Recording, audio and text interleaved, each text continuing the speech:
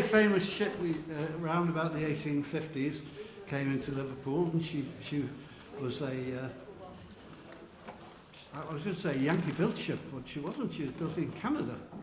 And her name was Marco Polo. And I could tell you a lot about her. But roughly, she was very, very popular in this city because of her skipper. There was a Scotsman called James Nichol Forbes, known to sailors as Bully Forbes, because that's exactly what he was. He's buried in Smithdown Road Cemetery, and when I have friends to stay, it's my delight in showing the grave of Bully Forbes.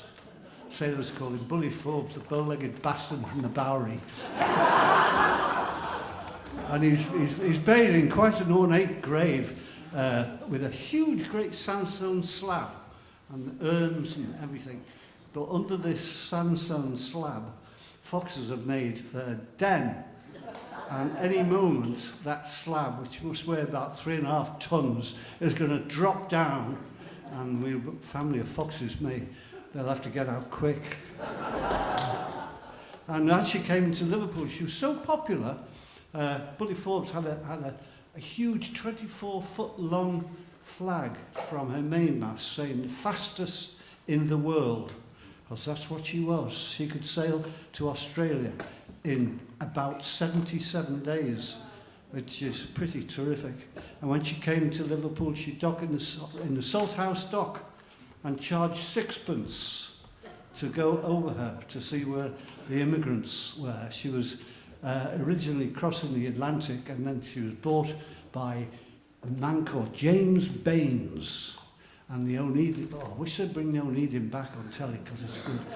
James Baines bought the Marco Polo, and there was gold rush on in Australia, and he reckoned quite rightly that the crews would desert when they got there, and he spotted them buying buckets and spades in New Brighton.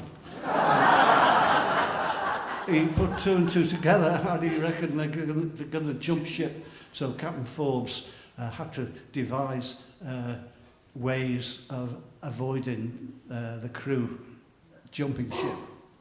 I'll need a cap. Oh, it's in my pocket. In my bloody pocket. What's this? What's this space?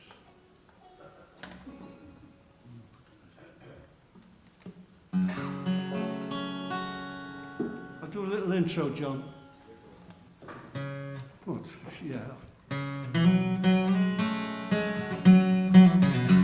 The Marco Polo's a very fine ship, the fastest on the seas. On Australia's strand, we soon will land. Bully Forbes, we can look for me. I'm gonna jump this ship in Melbourne town. I'll go a-digging for the gold. There's a fortune found beneath the ground where the eucalyptus grow. Marco Polo, the fastest on the sea. Marco Polo, the fastest on the sea. The Black Ball Line owner, Mr. Baines, said to Bully Forbes one day, "It's up to you to keep your crew when the gold calls them away." Said Bully Forbes to Mr. Baines, "I have a plan in mind. Leave it to me, and then you'll agree I'm the king of the Black Ball Line." Marco Polo, the fastest on the sea. Marco Polo, the fastest on the sea. Now when we reach the Australia shore, Bully Forbes, when we reach this is new verses here.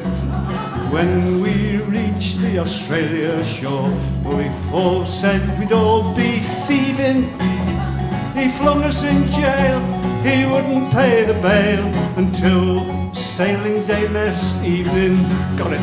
Marco Polo. fastest on the sea.